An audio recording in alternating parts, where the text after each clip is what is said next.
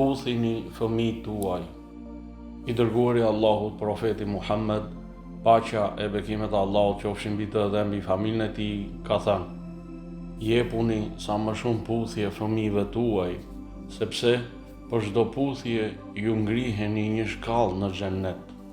Ky hadith na mëson se dashuria e shprehur ndaj fëmijëve është vepër e vlefshme shpirtërore dhe e shpërblyer nga Allahu fuqiplot.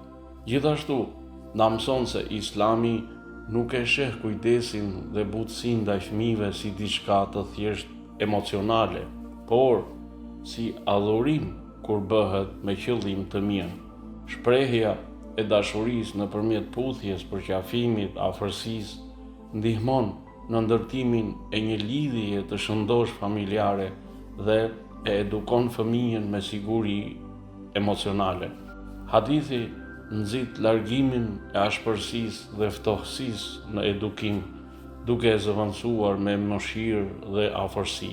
Njëkohësisht, hadithi tregon se Allahu shpërblen edhe veprimet e vogla që burojnë nga mëshira dhe dashuria. Mëshira ndaj fëmijëve është rrugë drejt mëshirës dhe shpërblimit të Allahut të madhëruar.